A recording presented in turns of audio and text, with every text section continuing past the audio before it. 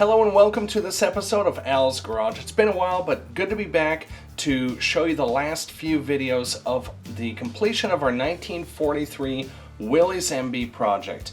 Here you can see this video starts out before we get all of our painting done, and what I'm doing is using a wire, bending it across the brake lines so I can measure what the appropriate length is. You can see there's a crimp right there in the line, so we're going to remove that.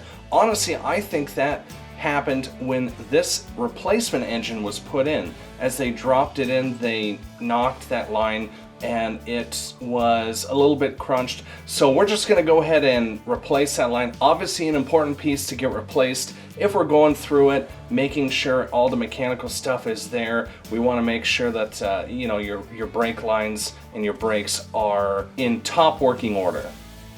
You can see me removing these lines. No need to remove the brake line flex hose retainer, as that and the flex line were installed a few years ago when there was some brake work done on this. What I'm doing here is removing the fluid out of that using some compressed air, and then removing the rest of that brake line section that goes back towards the master cylinder. We're going to replace that section as well. Now, I've done a number of vehicles over the years, but I can't say that I've ever seen a brake line with a section of copper wire that is soldered to a section of brake line like this. Definitely, I saw that and I'm like, ooh, definitely don't want to have that in this vehicle. So, hey, it seems to have worked, but as a general rule, having a adapter in there is a lot better. So here we have our replacement brake lines that we're going to be using. What we're going to do is bend them, then put the flare fittings on each side of the line. So you can see me using some pretty sophisticated tools for bending. You know, I don't have a tubing bender, and I could have gone out and bought one, but you know, if you use the method I'm doing here and you don't crimp it, obviously there's, you know, when you're dealing with the sharp edges of a crescent wrench, it's so easy to get that, you know, crimped, but I'm just very, very lightly moving it along there, and between that and using my hands, you know, you can do it without a tubing bender, but if you're going for really tight turns, you know, tubing bender all the way. So it's just I didn't have that tool at the time, but you can see it installed in the master cylinder. As we move forward, you can see me installing the rest of the line here. Pretty straightforward process, just making sure it doesn't come in conflict with anything that's moving or would cause it to rub. Here I'm using a scribe, a screwdriver that I've shaved into a scribe, as the marking as to where the cut is going to be, and then with a tubing cutter I'm able to make that cut, and I'm giving myself a little bit of extra room here to ensure that I actually have room to flare the thing out. So as part of the process, I purchased one of these 9-piece flaring toolkits where I'm going to be flaring these lines, and you start by using the flaring bar and tightening that down on the piece of line that you want to flare. I'm testing this on a small piece so I can get a little practice before I do it on the line that I'm bending. And you take the bit, the little fitting that is appropriately sized for the line that you're bending, and measure the first little ridge with the depth of the line. That's how you know how deep to go on the flaring tool. That really makes all the difference to get a successful flare. Then you take this little bit, this flaring adapter, and you stick it in the line with the long end down so that you can get that first flare. From there, you take the flaring yoke, that horseshoe-shaped tool, you take it in and put it in there so it's seated correctly and isn't gonna be uneven, which would obviously cause it to leak, and then slowly tighten that down. Once you remove that flaring yoke and flaring bit, you can see what the first half of this double flare looks like with that line. From there, you take the flaring yoke and install it over the flaring bar, and then simply tighten it down in order to get that second flare, but obviously you want to make sure that it is seated appropriately so that it is centered and that it is a nice even flare all the way around, because again, what you're trying to avoid here is for this to leak. You can see here's the double flare on my practice line. So now I'm going to go back to my line that I'm going to use in the Jeep, and we're going to do the same process.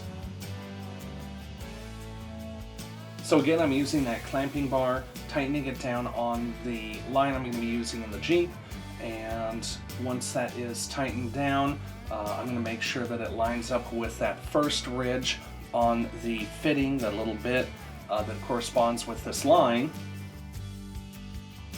Then I'm going to flip that fitting over and use the yoke once again to create that first half of the double flare. Then I'm going to remove the fitting, reinstall the yoke, retighten it, and that should complete the double flare. So here's a completed double flare. I'd like to say this worked, but this one actually leaked, so I had to practice a few more times and then do another line, and that ended up being successful. And make sure that the threaded flare nut is installed on the line and it is not backwards. Ask me how I know. Alright, here I am installing my brake line.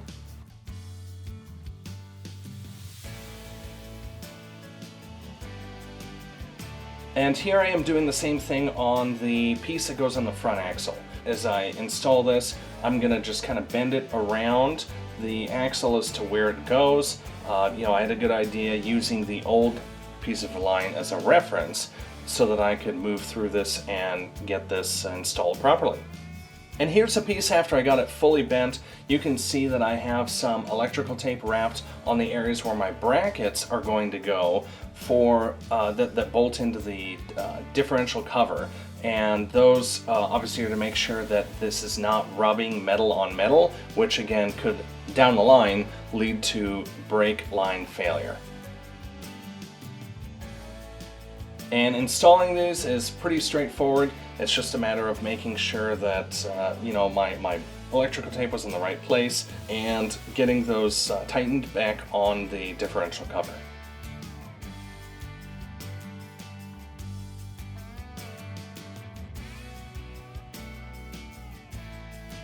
Another thing I did after this was all installed, I'm using that screwdriver to adjust those brackets up a little bit. You can see as we move along the line that it is not touching anything on the line to make sure, and looks like it is touching there. So I'm going to bend it just a little bit to make sure that there is no place where the line is touching or rubbing on the front axle. Alright, let's move to after the vehicle is painted. Now we are going through the master cylinder and those pedals to get that all cleaned up and ready to go. There's a master cylinder and master cylinder tie bar that need to come out as we pull this whole unit out to make sure it's all greased and lubricated and ready to go.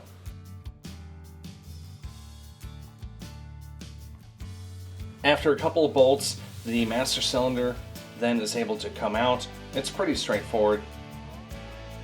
This master cylinder was leaking and looked like it hadn't been serviced in a long time, so I made the decision just to go with a new one, which should just bolt right in. Here's our pedal shaft assembly with the pedal shaft, the clutch pedal arm, the brake pedal arm. It's got the clutch control lever cable, as well as the master cylinder and the master cylinder tie bar. From here it was a matter of getting all of these parts removed and cleaned up. So getting those pedals off and those retaining washers that are between them was a little bit tricky. It's just, since it hadn't been done in so long, you have a lot of that residual dirt and grease and a little bit of rust in there. So it was just a matter of getting those things moving again. I went through each part.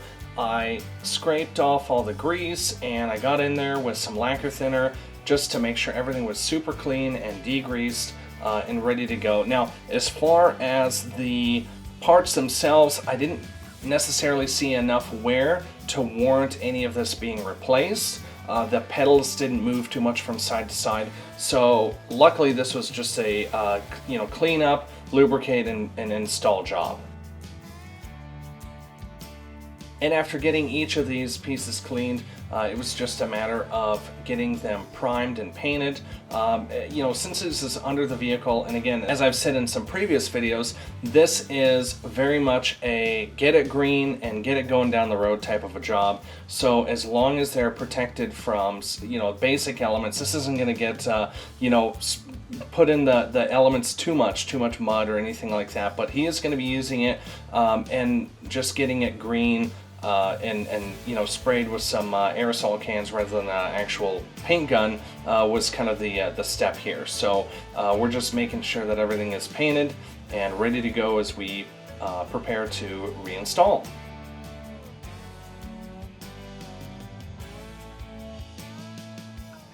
And here I am sitting there looking at my phone. I took some pictures as I pulled this thing apart, and there was an important step as I was just making sure that the right pieces are in the right places.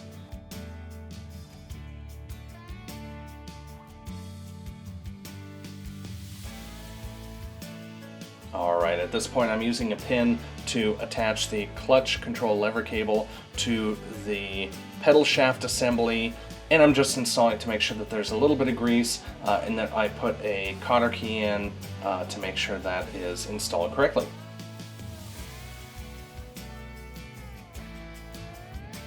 Alright, next up is the clutch pedal, getting that installed. Again, looking at my phone, making sure that it's in the right order and getting put together properly. There's a washer you can't really see here, and then a cotter key that goes on the very end, and it's just a matter of getting that put in to make sure that, again, I'm putting this all back together the right way. With those pieces installed, I'm now putting some grease on the pedal shaft assembly and the pedal shaft retainer there, so that once this gets started, I'm going to put a little grease there with my grease gun once we get through putting this all in, but it's good to put some stuff in there just as a preliminary measure. Next up is installing this washer that was such a pain in the butt to get out, and I'm just gently massaging that one in. Again, there's another pedal that goes on the other side of that, and that just takes a wrench to get that bolt tight. Finally, there's a grease fitting on the pedal shaft assembly bracket that holds that assembly in place, so it's just a matter of getting that replaced as well.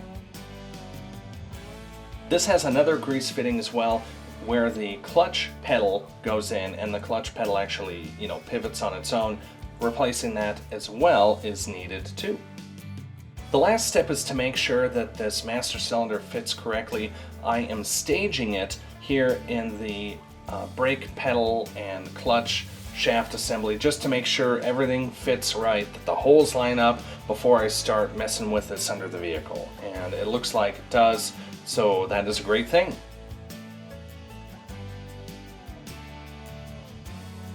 Last step is installing all this, which was easy, just getting the brake pedal and clutch pedal shaft assemblies in, just a couple of bolts, and that retainer holds those in place.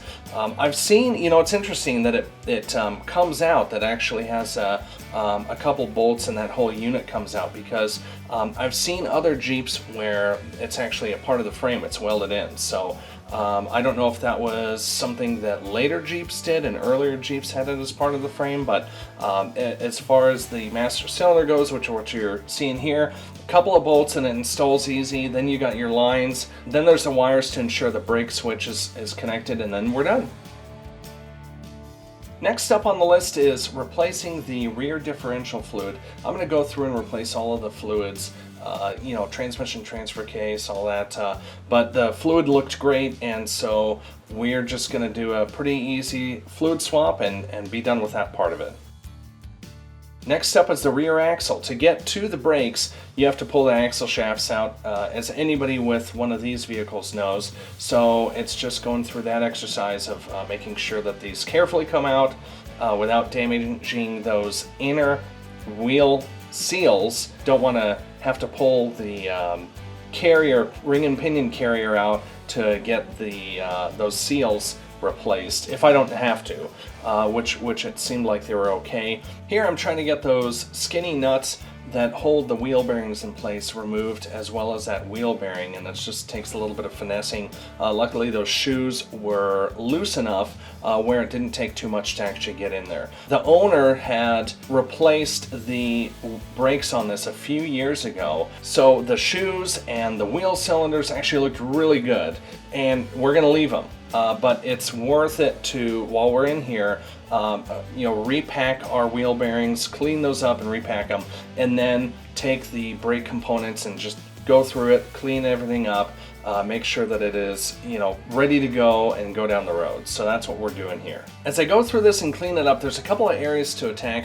One is the backing plate that has the shoes and the wheel cylinder and that shaft where my wheel bearings are, just making sure that all of that's nice and clean and ready to go. And then the other component is the hub with the brake drum and the wheel bearings, just going through there, getting all that grease out of there and making sure that that piece is cleaned as well.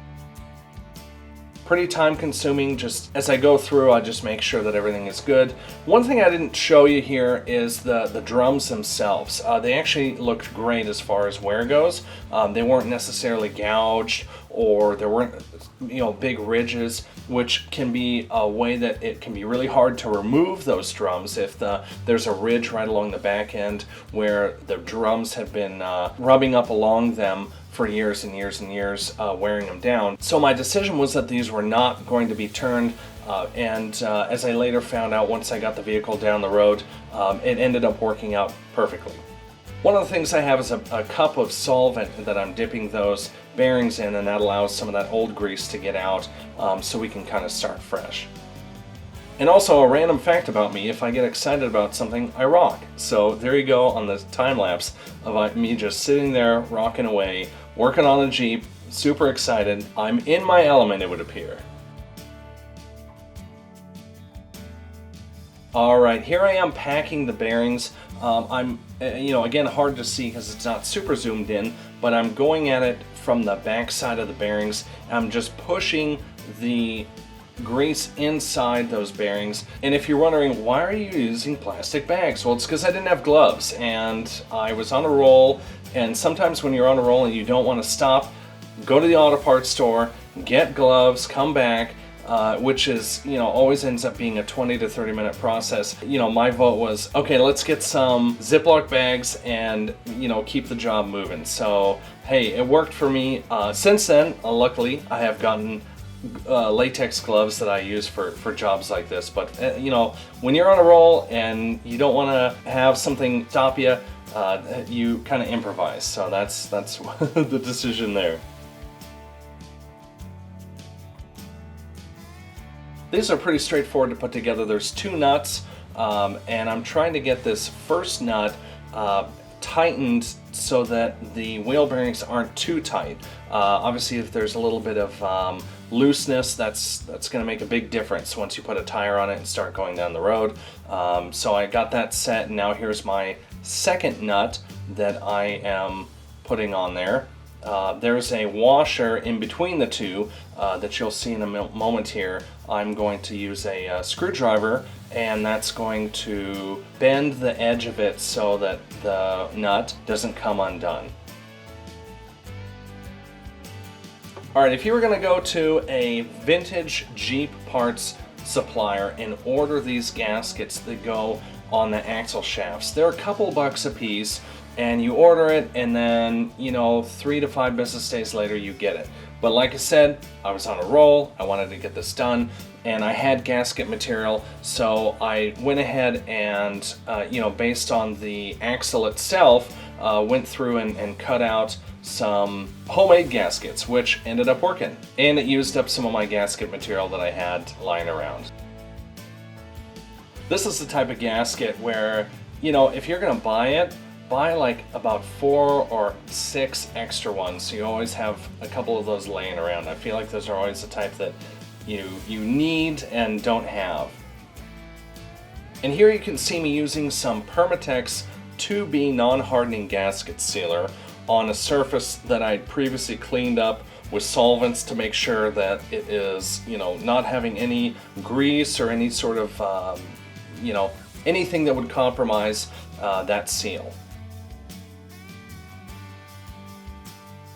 I made sure that the surface was clean so that there would be a nice adhesion of the Permatex gasket material on that metal. And then from there, it's a matter of making sure all the holes line up.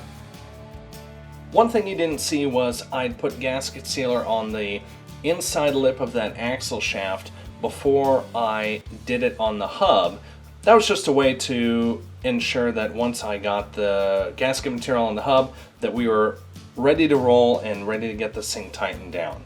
Tightening these bolts on this axle shaft was pretty easy, but it did take me using my pry bar to hold the hub in place so that I could get those tightened all the way. And once this was done, I went around and followed that same procedure, wheel bearings, clean up the brakes for the other 3 wheels. So we were at that point ready to go. With everything done on the outside edges of this differential, it was now time to fill it up, and I used a Valvoline 80W90 gear oil for the differentials. It's pretty straightforward. You just use the fill plug, and then once it drains over, you're done, and then you can close it up. I drained the transmission and transfer case earlier on in the restoration, so I filled those back up as well, and I used GL1 gear oil for each of those housings. The reason I did that is there's some brass components within those, and the GL1 ensures that there isn't any corrosion with those that eats it away. From there, I bled the brakes. It was easy to access that master cylinder. I just made sure to have plastic down so that I didn't damage my paint. And with the brakes bled, you can see that I have nice healthy pedal travel and good solid brakes. To wrap up our brakes and frame video, I went through and greased all of our grease fittings on the frame, including the U-joints and the drive shafts. Obviously those are spinning. It's important to get those done. You can see going through and doing the clutch and brake pedal shafts. As I mentioned, I did put some preliminary grease in there earlier on, but this is a way that we can make sure that they are fully packed and ready to go. Another area I went through is the springs. Those take a grease fitting on each side of them, so I made sure that those fittings were clean and could push grease through, and then went through that process. In addition, that led me to the front of the vehicle where the steering components are. The steering was okay on this vehicle, but that wasn't really part of the scope of this job, so the owner's probably going to do some steering work at a later point, but that doesn't mean that I won't be putting some grease in each of these grease fittings to make sure that as we go down the road for the first time since this has been redone, that everything is greased appropriately. So that wraps it up for the brakes video here. One of the things that we did after we bled the brakes was we adjusted the brakes, and when you adjust the brakes on these, you have to adjust essentially the brake shoes. They don't have automatically adjusting springs and functionality where it will do it automatically, which is kind of a nice thing for later model brake drums. Now, to do that on these, there's a nut that locks the bolt that holds the shoe into place. And after you loosen that, there's a little tab, and when you move that tab, there's a cam on the bolt which pushes the brake shoe in or out. And when you do that, it obviously brings your shoe closer to your brake drum. So that's a good thing to do. You want to make sure that they're as close as possible without rubbing too much. I have this one adjusted right, and you can see that it doesn't free flow. There's actually, you should do it where there's about, 3/4 of a turn to a turn's worth of resistance on here, so that once we push the brake pedal down, that it will, travel as short of distance as possible. That way you don't have to push all the way almost to the floor to get the thing to stop. As far as the brake lines and everything, that seemed to work well. We have it set up with, now that we got all the air on the lines, where we have nice, good pressure on the brakes here. So the next step is getting this engine started, finishing up a few more things. We're getting so close to being done with this project. So stay tuned for the last couple videos here on this build. And thank you again. We'll see you next time.